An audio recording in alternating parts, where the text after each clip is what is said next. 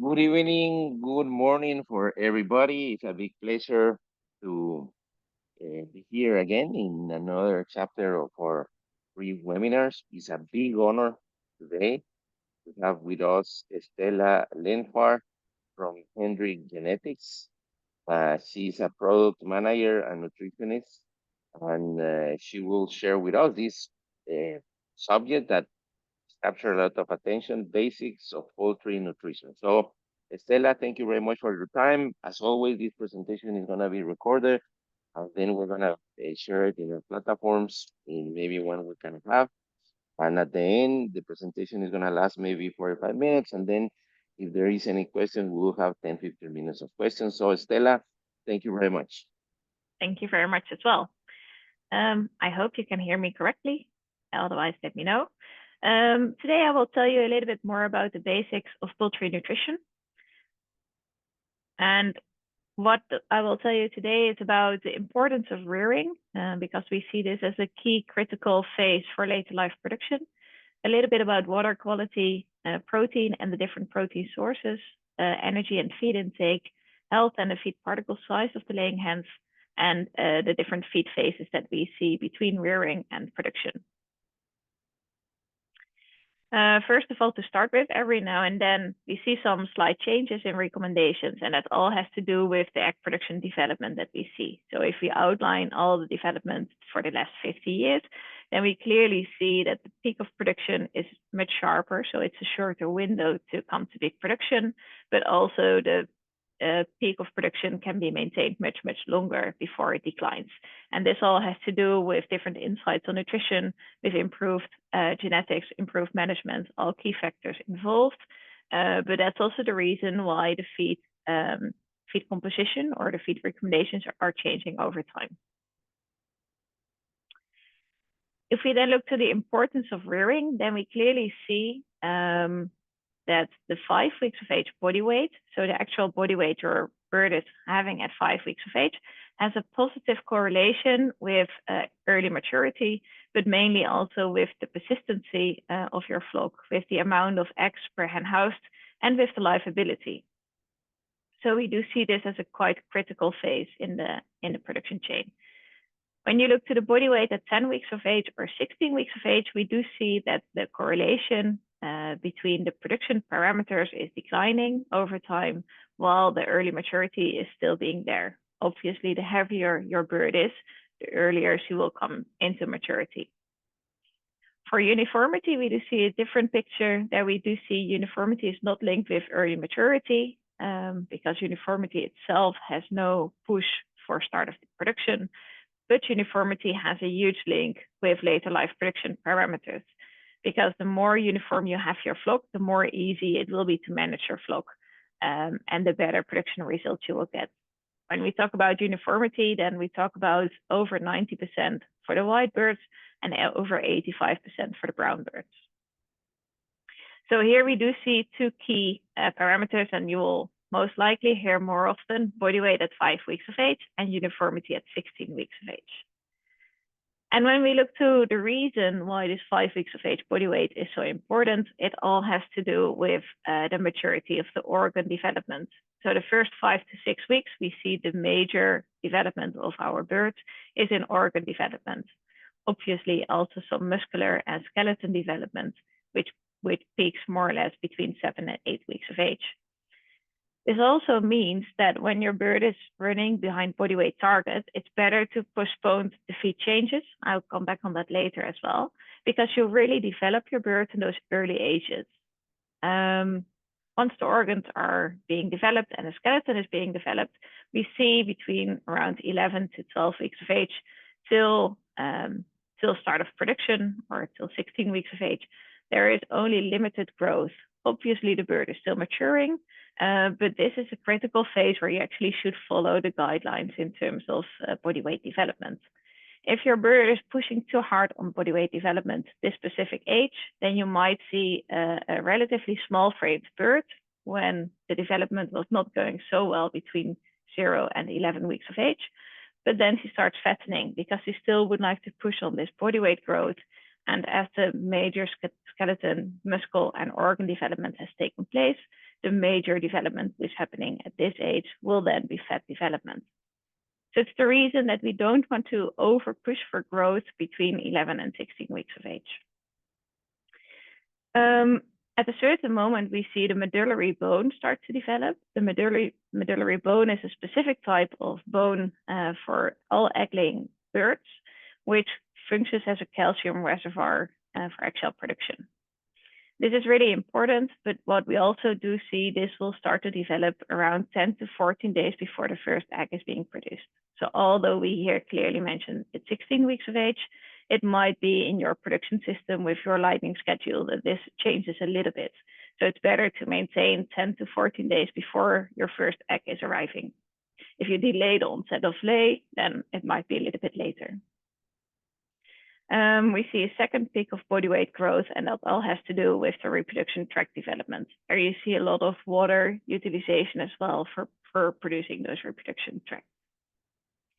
And obviously there's some fat development, but it should not be too much. So that's the most important. The organ weight therefore is developed with this high production at the end of the cycle. That's the reason why we say you really need to clearly monitor the chick development. So first question is, do they eat well? So roughly we say 80% of all your chicks should have consumed feed and water after 10 hours. So you can slightly see on the crop whether they have consumed something, but it's much easier to take some chickens and to feel whether there's feed, whether there's water, or whether there's both. Obviously, there should be both, and otherwise you should check why are they not eating or why are they not drinking. After 24 hours, basically all the birds should have consumed some feed, so 95% roughly. If you take the chick anyway, it's also a good way directly to check chick temperature, because chick temperature can tell you also a lot about how well she will grow during this early phase. And then we move up to water. Water actually is the most important nutrient. Water is something which is often overlooked or forgotten, but in general, it's quite clear if the birds don't drink, they will not eat, and if they don't eat or drink, they will not grow and not produce. So water is really an essential nutrient. Roughly the water to feed ratio during the production, in rearing it's slightly lower, it's between 1.5 and 2.0.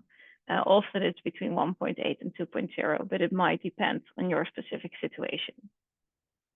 It's really important that the water is always clean, fresh, and of a good quality. I will come back on that later. And therefore regularly check during the rearing period, what's the height, but during the production period and rearing, what's the water pressure and what's the cleanness of the water. So often I do see if water samples are being taken, that people are taking water samples somewhere from the in source, but not at the end of the water lines. But obviously your birds drink at the end of the water lines. So it's good to take that into account. When we see the height of the drinking lines in the rearing period, we can see quite differences. So here you do see that the eye of the bird is quite high, but the nipple is really low. On this picture, you see that the eye of the bird and the nipple is far more closer. It's much easier to see the water. So first of all, it's easier to see the water, but secondly, a bird cannot swallow when they need to drink with their head on top. So here they need to bend forward to take a sip, and then they will bend backwards to be able to swallow. They cannot swallow the water otherwise. You can imagine it takes far more energy and far more time for a bird to drink like that, and therefore water intake will be reduced. So really clearly always check whether the water line is on the correct height to stimulate water intake and therefore also feed intake and growth. Going the wrong way, sorry for that. As I mentioned before, it's important not only to check the source where the water is coming in, but also check the end of your barn and the water lines. Because the source of your water might be of a really good quality, and that's clean and fresh, but in your house you might have biofilm, you might have something in your water tubes, which is causing some more dirty water. As a short example, I always tell the farmers you can go in with a transparent cup in your house, and if you dare to drink the water yourself, it should be suitable for your chickens. If you don't dare to drink the water yourself, like I would not do it on the left side, then you might wonder why you feed it to your chickens. So take that always into account. Also, when we look to outdoor systems, it looks lovely when you see all the birds being outdoors, but especially the veterinarians, they will get upset a little bit because of obviously all those water sources outside are also a source of infection. So you need to be really careful and try to minimize the water intake from outside because you cannot control the water quality. Then we will move towards the different protein sources. So there are a lot of different protein sources, and we see more and more types of protein coming up as well. Roughly, we have two groups, okay, multiple groups. We have like the animal source protein sources, and we have the vegetation source protein sources, or the plant origin. And within the plant origin protein sources, we have two different types. We have the meals, which is basically a solvent extraction, often done with hexane. And there we see a really low crude fat level. And we have an expeller, and an expeller is a cold pressed mechanism, and therefore having higher crude fat levels. So basically, an expeller, first you press out the oil as much as possible by mechanical extraction, and afterwards you can also apply a solvent extraction to even reduce the fat levels even further. And then we have the byproducts as called that we use for animals production. For example, you get a soybean meal or a sunflower seed meal versus a sunflower expeller. If we look to protein, it's good to understand that protein are made up from different amino acids. So protein is broken down into amino acids, and those amino acids are being digested and absorbed. And then afterwards, those amino acids are built up again for protein. For example, egg protein, egg whites, and egg yolks. Protein or amino acid protein can look like this, and every bonding is a certain amino acid. To make life more simple and more schematical, you see every protein has a different structure, a different combination of bondings. So every protein is therefore unique. When we look to laying hens and rearing, then we define always three different types of amino acids. The first one are the essential ones. The essential amino acids does mean that a bird is not able to produce this specific amino acid herself. So when this one is limiting, you will see just a reduced performance.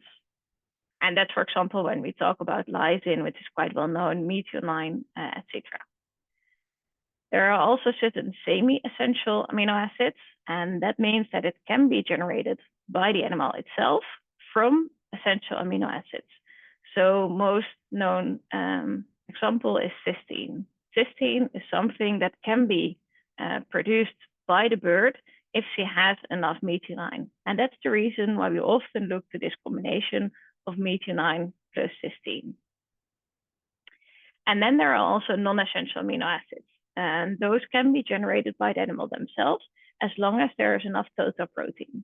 So then we look towards the amino acids that we normally don't focus on too much. However, you need to keep in mind, as soon as you start reducing total protein at a certain moment, the non-essential amino acid might also become essential. So that's good to keep in mind. So when you really reduce the total protein levels, you need to be sure that there are still enough non-essential amino acids. Why do I focus so much on the different amino acids? That's a little bit able to explain by the Lebesgue barrel. What you will see on the left side is if we just add protein sources to the diet, we do get all the amino acids in different levels in the diet and in different levels where they need it. We do know there's an optimum, so there's an optimum amino acid balance for the bird, where she is producing most efficient with, and often lysine is the limiting one. In laying hens, often it's methionine, but still we put everything as a factor of lysine. So here you see with the dotted line is actually all the level of protein which can be used, because on top there is still enough protein, but lysine, which was one of the essential ones, is limiting. Means that all the other protein sources cannot be used because we are limiting lysine levels. When we, for example, add lysine in a synthetic source or in different protein combinations, and we can uplift the lysine levels and some others, then you see that the total water level in this barrel is increasing, which basically means that the utilization of total protein is increasing a lot. And only the part on the top, where there's no water, that's the part being excreted and not being utilized. So focusing on this amino acid balance is therefore really critical for optimum performance, but also for reducing the manure content. So it is always important to have this, and there are possibilities to supplement those amino acids with, for example, synthetic amino acids. It's, however, good to be aware that that's not allowed in organic fat animals, depending where you are in the region of the world. But often amino acids are not allowed to be supplemented if you talk about organic diet. When we talk about protein quality, then we do say protein quality of raw materials really depends on what's the protein digestibility. So for example, soya products, we see it's around 86%, but rapeseed products can be 76%. There can be a huge difference. So even when you add the same amount of protein, then the digestibility of the protein really affects the utilization. It's also the level and the balance of those essential amino acids. As we just spoke about, it's really important to have this right balance. So for example, soya is slightly higher in lysine and sunflower is higher in methionine and cysteine. So by combining them, you get already a more ideal amino acid ratio. However, it's not based on total crude protein. Some people think total crude protein is the one to go for, but really look towards the digestibility and the balance of those amino acids. So just as an example, difficult table, but I will guide you through. Here you, for example, see soybean meal high pro, which means high protein, and just regular soybean meal. We do see a difference in crude protein level, and that is mainly caused by the difference in fiber level. So depending on the product that you're buying, it will also have consequences for the other nutrients. If we look to full fat soya, which is basically the whole soya without any fat extraction, you see directly crude fat is much higher. So it's around 20%. And here directly we see that also the energy value of this source is much higher compared to a soybean meal. And that all has to do that fat is a really efficient energy source.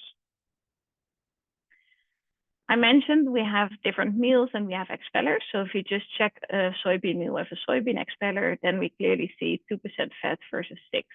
For sunflower, it will be 2% versus 7. And for rapeseed, it will be around 3 to 10. So you clearly see this difference. That also reflects again back on the kilocalories. So on the energy value of your raw material, it will have an effect. I already mentioned shortly about the digestibility, but here we do see rapeseeds can be somewhat more challenging. And here we also do see crude protein values differ between the different sources. So in general, rapeseed has slightly lower protein levels compared to sunflower, and soybean slightly higher, except for the animal origin, they can be even higher as well. So it really depends. You cannot replace some protein source one-to-one with another one, but if you take into account what's the digestibility, what's the protein levels, and what are the amino acid levels, then you can for sure replace one and the other. Then I will continue towards the energy.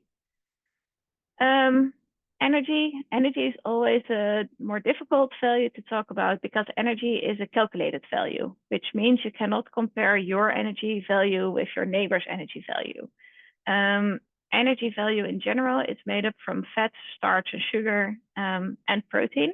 However, we prefer to use the protein for egg production, for protein utilization, and not for energy utilization.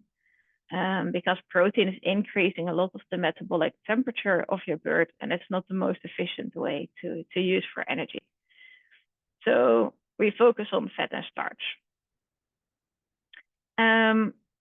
That's why we always say energy sources are meant for providing energy and not for providing protein, while protein sources are meant for providing protein and not energy. So it's good to keep this difference in mind. The requirement of your bird can also differ a lot, and that depends on the body weight of your bird. The heavier your body weight, the higher maintenance cost you have as well.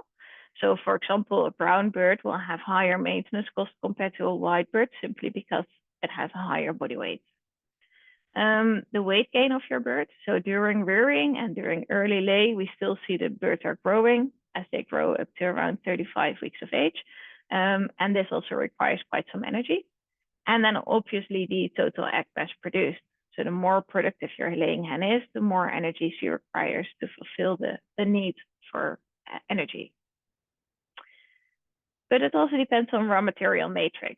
So worldwide, most known are like the NRC, the INRA, CVB. Those are quite well used matrices. But you will see there is a difference in terms of energy calculations. As I mentioned, it's a calculated value. So here, for example, you see an energy comparison of different formulas, and whether you're using one or the other matrices, it will differ a lot. For example, here you see it's between 280 up to 330, 340. So there's quite a big gap in between them. What I would like to explain you more is at least they all follow the same curve. So we do see, unless the total level might differ, the flow of the energy requirement is the same. Therefore, I always say, don't compare your energy value with the value of your neighbor, but do check within all your different feed phases whether they follow the right flow, because that's more important. Because why is that so important? The energy value will be reflected by your feed intake. Here we do see all kinds of different studies where they clearly see the metabolizable energy in kilocalories versus the feed consumption in gram per day. And actually in every study, we do see your feed intake will decrease, will go down as soon as we put in more energy in your diet. So if you're happy about your feed intake, then most likely you also have the correct energy value. It's not for all situations totally the same, because we do know in rearing and the start of lay, so the first 2 weeks of rearing and the first few weeks of start of lay, the bird is not able yet to compensate with feed intake. So that's something you need to take into account. But during all the other ages, the bird is able to compensate for energy values by the feed intake. So if your bird simply eats too much, then most likely your energy level is too low.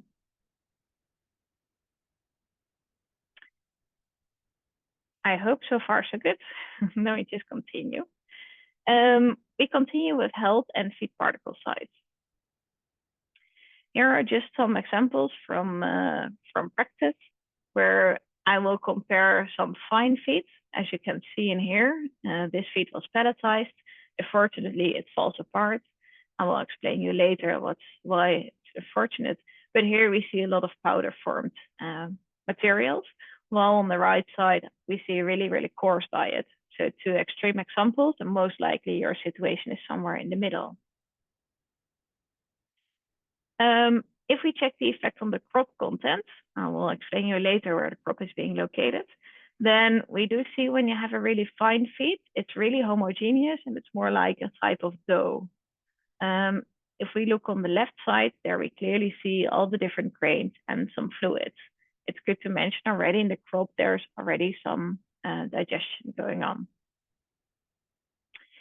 More important, sorry if this is the less ugly picture for the people watching in the morning, but if we check the gizzard content, it's even more important. Why is this so important? This is the proventriculus, which is comparable with the stomach that we have as well. It adds all the different acids. It reduces the pH, so the acidity level, and therefore helping with digestion. The proventriculus, which is over here on the top and over here on the top, is more or less the same size. And it does not differ so much. So if you need to judge based on the picture, it's really important to check what is the ratio between the proventriculus and the gizzard, which is below over here. And here we can see in this picture, there is not a huge ratio difference between the gizzard and the proventriculus, but on the right side, there clearly is a big difference between the proventriculus and the gizzard itself. So that's good to take into account. What else can we look to? Here we actually do only see one single raw material. And in this case, all the black spots is the raw material of limestone. Which means in this gizzard, we mainly see limestone. We don't see other sources of feedstuffs. While on the right side, we see all kinds of different feed materials, including some fibers and some other parts. I will explain you later why this is so important. And where you can look on as well is the muscular wall. In general, a gizzard is just a grinding machine of the chicken, and it's a muscular organ, which means the more it gets stimulated, the better development you will see as well. So here we do see a really strong developed muscle, while on this side you see a really small developed muscle. And why is this so important? It's actually important because we already see at young ages onwards, so from 5 weeks of age and rearing onwards, we already do see that between a mesh, so a more coarse diet, versus a crumble, a more finer diet, that there is quite a big difference in the relatively weight of the gizzard weight compared to the body weight, and on the pH of the gizzard. So you do see a difference at 5 weeks of age, but it continues all the way through, which actually means that when we have a more coarse diet, it reduces a slower passage rate. And the slower passage rate also gives more time for digestion. Further, we increase the retention time in the gizzard, which means it just stays longer in the gizzard. And I will explain you later why this is so important. And it decreases the gizzard pH. Well, and why is this also important when we look to poultry production? Because the other animals don't have this specific type of gizzard, but birds they do have. It's important because as soon as the feed is being swallowed and entering the crop, it goes from the proventriculus to the gizzard with a certain reflux. In the proventriculus and gizzard, we do see a lower pH. And in a lower pH, we see that calcium starts dissolving, which is good for your axial quality or axial utilization. As well as protein digestion is starting in a lower pH as well. If particles are small enough, and then we talk about roughly 1 millimeter, they will pass through from the gizzard towards the small intestines. And in the small intestines, you will see further digestion of starch and of fats. And we do see the absorption of all the different materials, so absorption of protein, fat, and starch. This is so important because the better development we do see from the gizzard, often the better protein utilization we do see by the bird as well, and the better protein absorption she can have, and the lower amount of protein can end up in the hindgut. We don't want to have too much protein ending up in the large intestine, because there you can have a bacterial microbial disturbance. And that's something you don't want to see because it will affect your litter quality, but also your dirty eggs. So focusing on this really good development gizzard tells you something about, hey, how well do I feed my bird and how well can she access different nutrients? I just showed 2 extreme examples. Most likely your situation is somewhere in the middle, but it's good if you open a bird anyway. It's always good to check how's my gizzard development and should I do something to improve this further.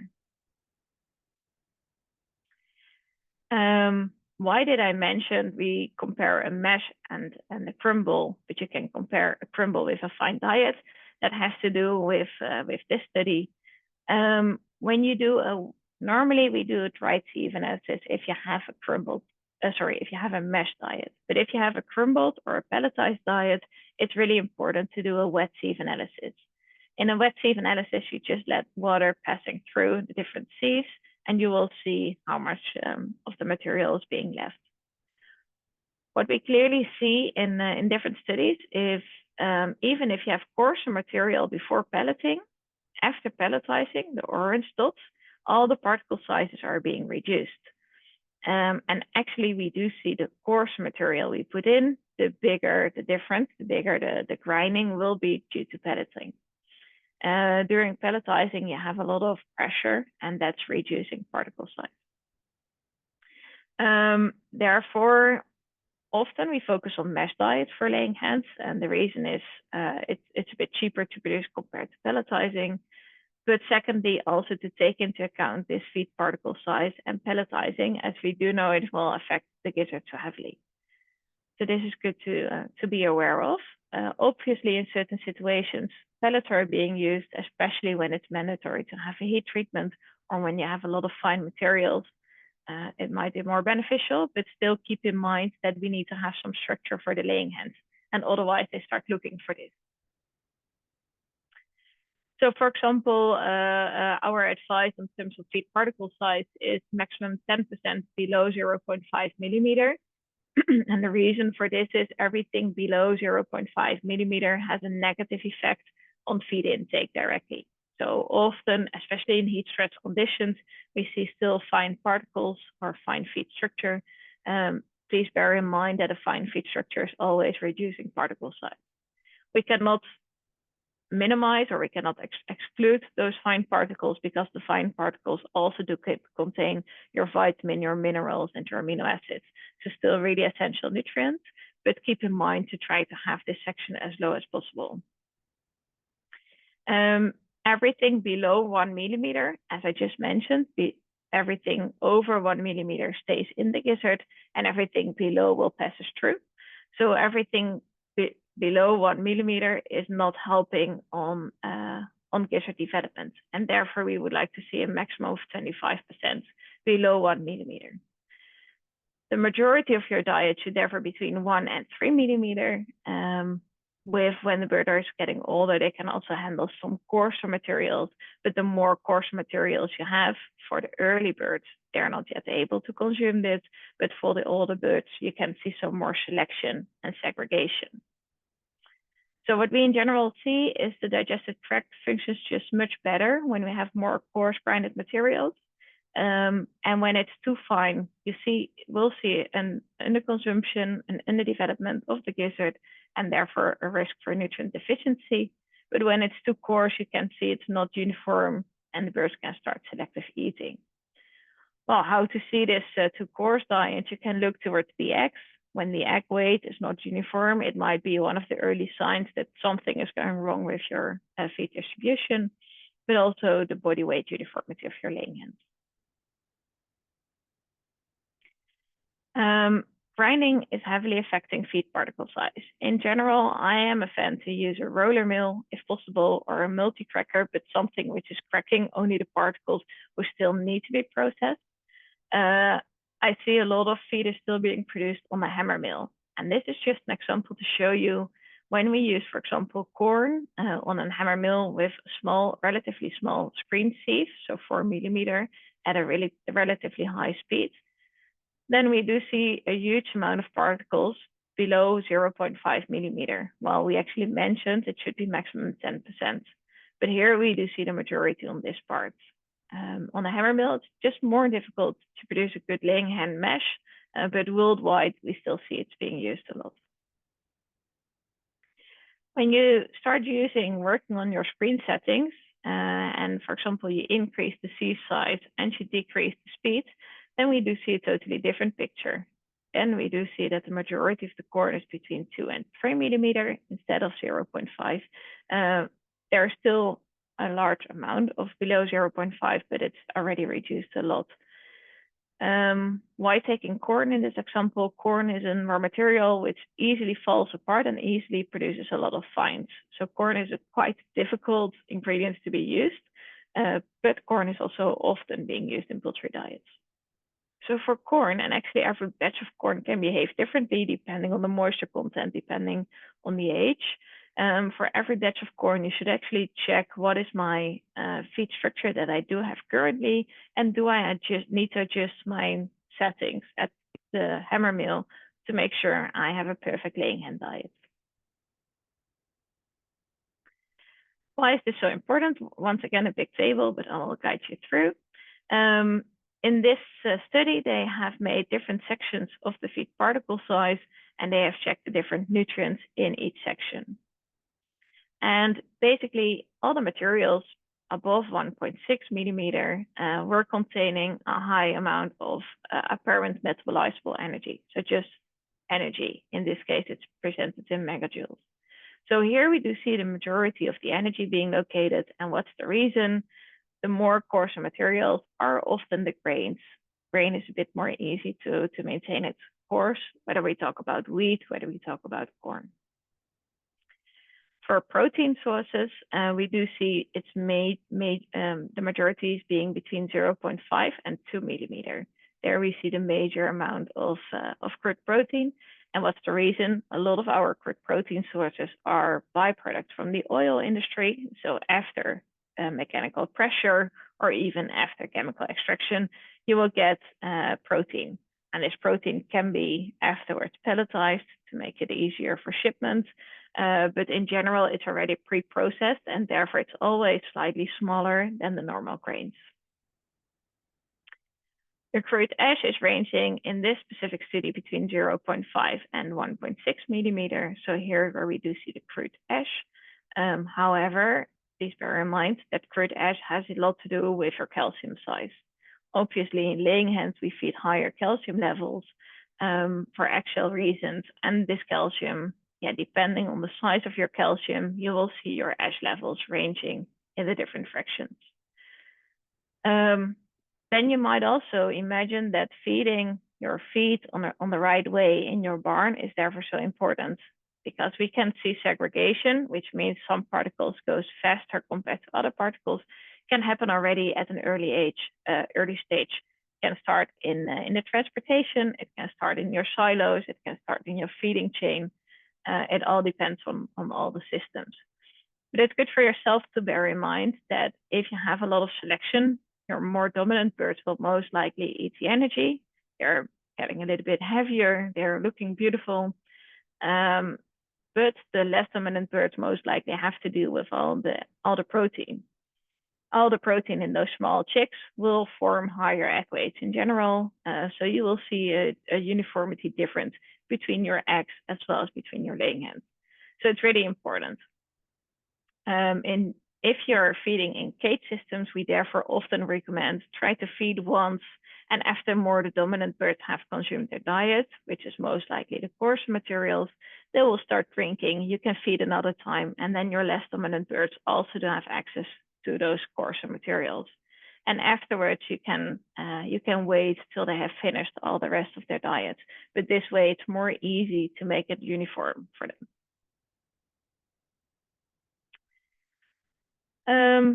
We spoke a lot about feed particle size. Another thing is where we can focus on is on fiber sources, fiber levels.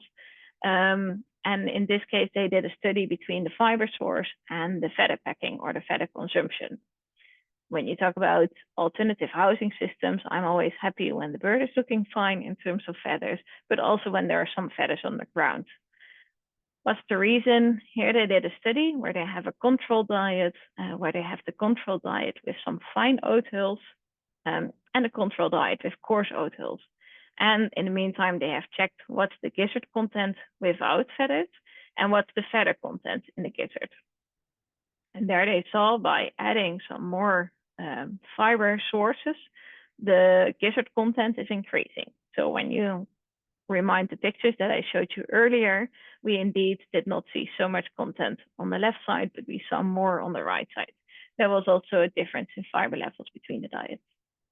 So here you do see more content in the gizzard when you're adding fiber sources, giving more time for digestion as well.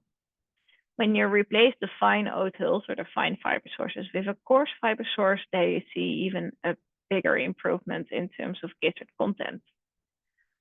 When we look to the feather content, there was actually no difference between the control diet and the diet with the fine materials, but there was quite a big difference between the control diet with the fine oats versus the coarse oats. What's the reason? In general, a feather is for a bird a really nice structure type of material. So when birds are starting to consume feathers, then often it has to relate that they need to have some more structure for proper gizzard functioning. Well, obviously you can replace this by coarse fiber sources, and if not, then the bird will start consuming the feathers. So when you walk into a barn and you see no feathers on the ground, then most likely there might be something wrong with your feed particle size or with your coarse fiber levels. Something else about health is the consequences of a poor liver health. Perhaps you have seen the livers before as well, but ideally your liver is looking like this one on the left side, where it's nice and dark red. The one on the right side is more orange. So you really see this fat tissue inside the liver, but you also see it's more fragile, so it starts breaking a little bit, and the edges are really soft and rounded. While on this one, you see that the edges are more sharp. That's actually what we would like to see. Why is it so important to focus on liver health when we talk about laying hens? It's because poor liver health will result in a reduced production, in an increased mortality, a poor axial quality.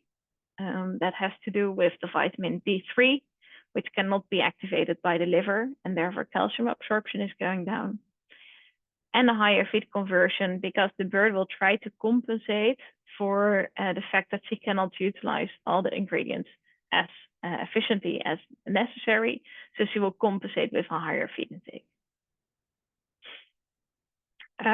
Long list for you, but we'll go through it together.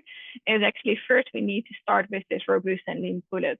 So as I mentioned, first 5 weeks of age was organ development. The first roughly 10, 11 weeks of age, we see frame development. That's really key as basics afterwards. And then start with a lean pullet. Measure your body weight every week till 35 weeks of age is key because that will tell you a little bit, does my bird have enough energy and enough protein at early lay or at start of lay to be able to grow still in body weight while already starting to produce. It's a critical phase. And measure the body weight monthly afterwards. After 35 weeks of age, you do not expect a growth of the bird anymore, or you might expect a growth of 1 gram a week. But yeah, you can still see some growth. And when the birds are growing too much, then it's more likely that they're having some fat deposition. And fat deposition is also a risk for fatty livers. Include some lipotrophic factors in the diet. That basically just means some factors which are preventing fat accumulation in your diet. So a minimum of 700 ppm of choline in the production period. Some vitamins, mainly B12, B1, and B9, and vitamin E are included. And make sure your methionine and betaine are on the right level. Why is that so important? Choline can also perform a function as a methyl group donor to be sure that you have the right amino acids and amino acid balance. And it would be a pity if methionine and betaine are lacking and choline is used for the methyldenation part, as we would like choline to be used for preventing this fat accumulation on the liver. Further important to make a balanced diet, we do see more and more that too high starch levels, and then we talk over 38%, or too low fat levels, because energy is coming from one or the other, will have a negative effect on liver health. But also mycotoxin load is also increasing the risk for fatty livers. So those are all important factors to take into account. Then the last section for today, it's the different feeding phases. So we already mentioned that the energy requirement depends on the body weight, the weight gain, and the egg mass. When we put it in a picture, it's like here.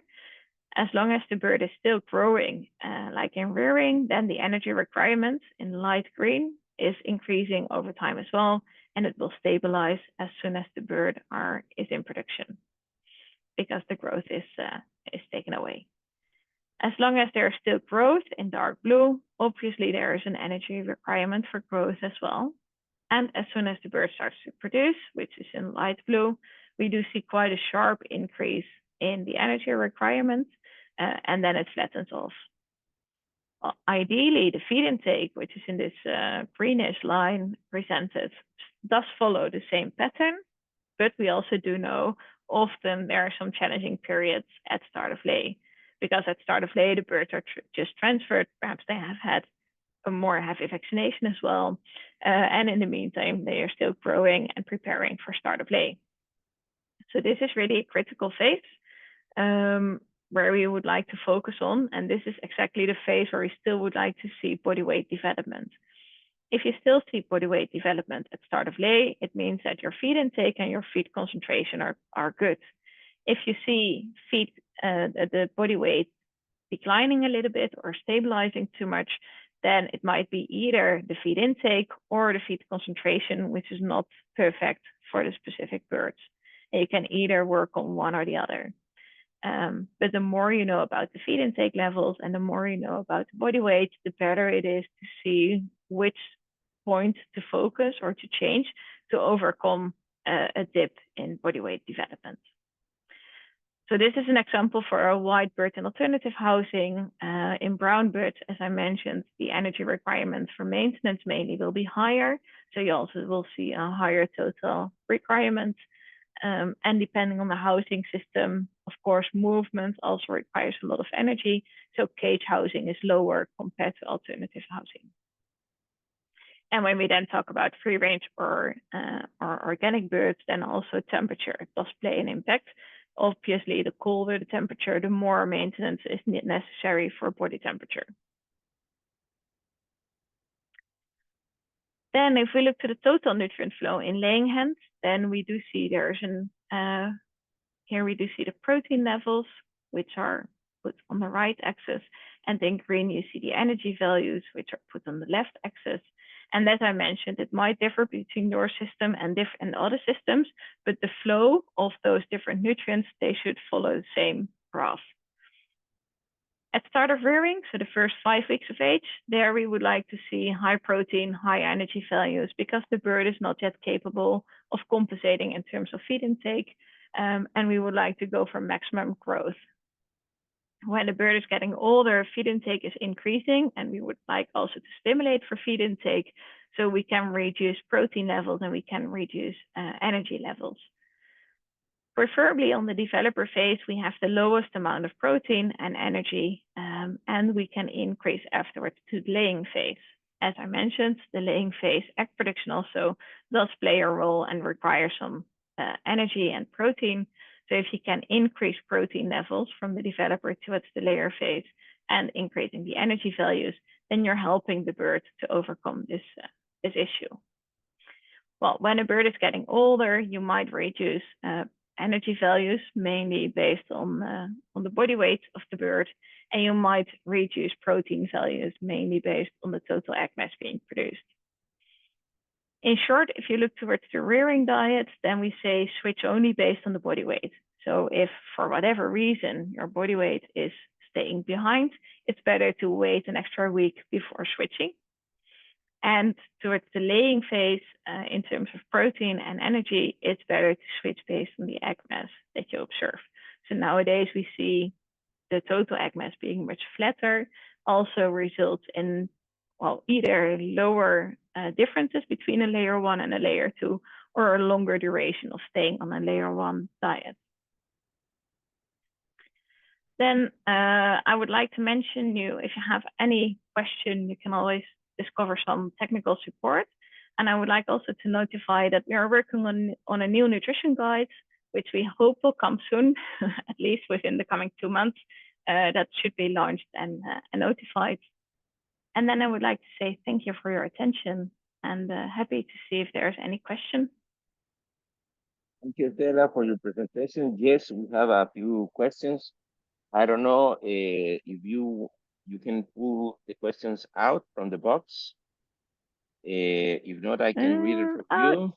Yeah, I see some questions. Yeah. Okay. Okay. I will just start on the top.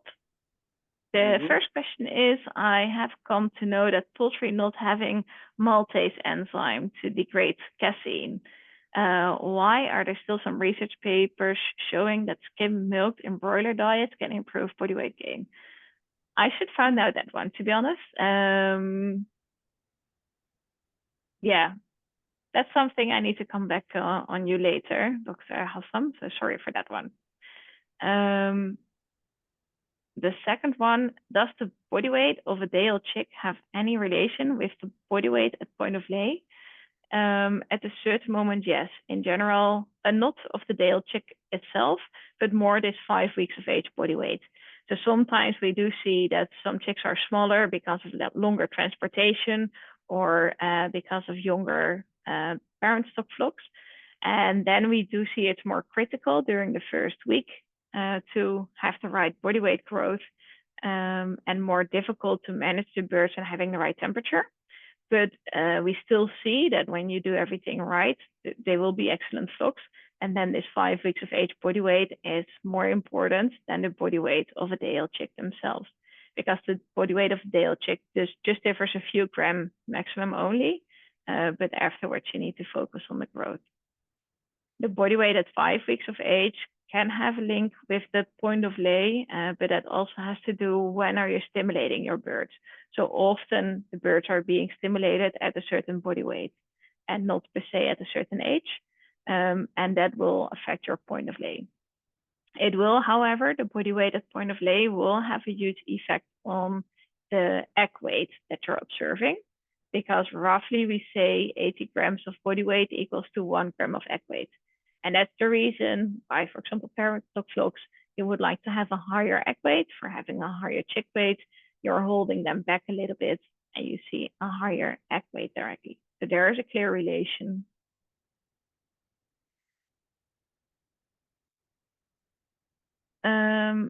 Then how to control, there's a next question, how to control the energy intake or the feed intake of the bird. As I showed with one of the slides, is often the energy intake is really, really high linked with the feed intake. So the energy composition of the diet is linked with the feed intake, which means if you see a too high feed intake level of the bird, then most likely you're overestimating your energy value. So you slightly need to reduce or you need to increase the energy level in your diet to be able to reduce the feed intake. Sometimes we might observe in rearing that the birds are consuming too much feed and therefore growing too much. That's something you might correct with an empty feeding technique. I hope you are aware about the empty feeding technique. I could not squeeze all the information in my presentation today, but by leaving the feeders a little bit longer empty, you might minimize growth. But the question is whether it's necessary or not. During production in general, we do see that poultry or laying hens, I must say, are really well able to have the right feed intake that they have necessary. So when you see too high feed intakes, it might be linked with too low energy levels of the diet.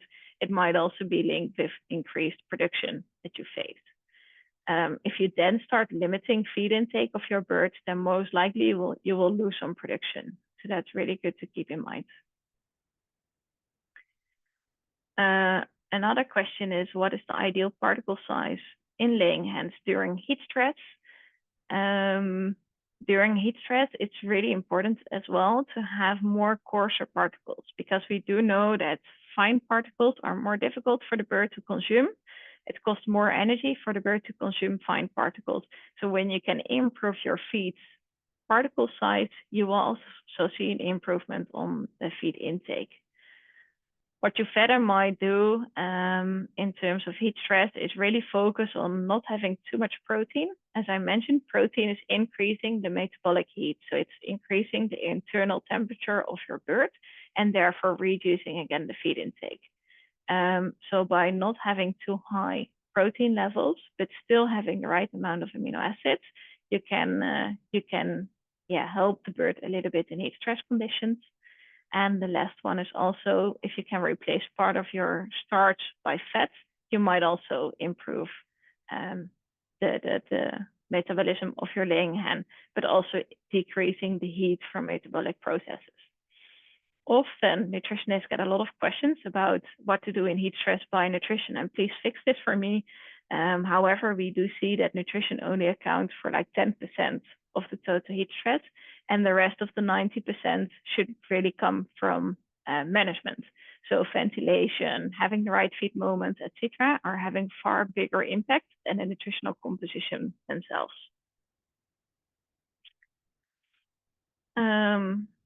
There is another question, whether it's advisable to add only marble grit of the laying hens in the laying phase.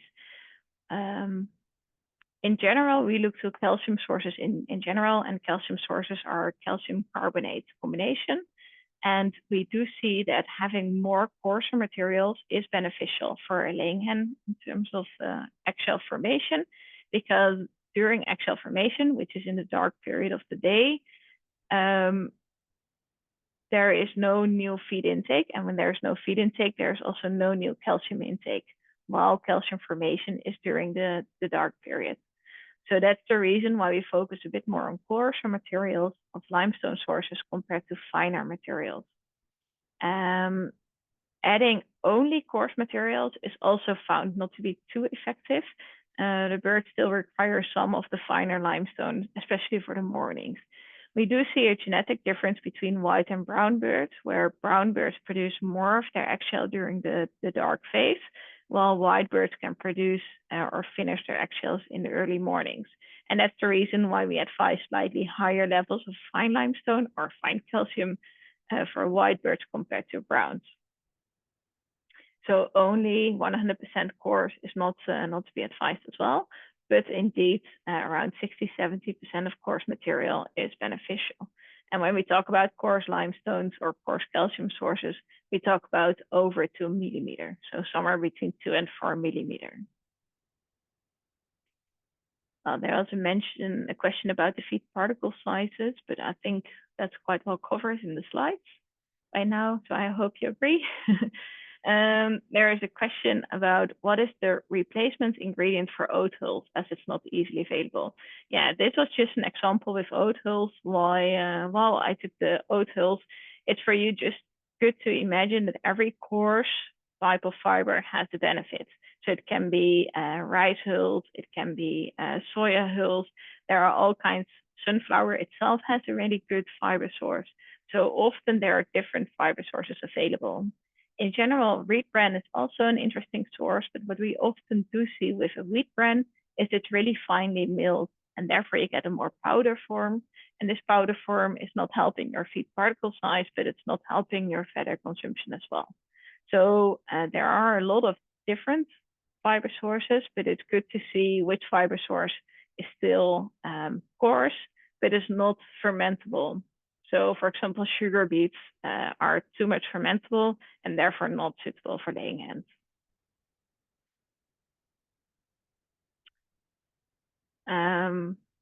There is a question whether in cases of feather packing, it's beneficial to increase the crude fiber or not. In general, yes. But again, you need crude fiber is just quite a big term of covering a lot of different fibers.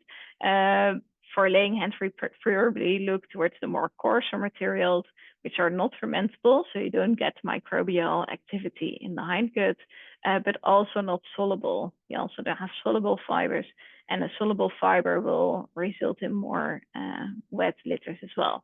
So it's good to see which type of fiber, but in general, yes, feather packing can be decreased in case you're increasing your fiber levels. We have more than 24 questions right now. So we have a lot. So we have 2 more minutes, so we will answer 2 more questions. And okay. then you can reach Estella. We're very excited about all the interest and all the communication, but I think, Estella, that you already share your email and people can reach you.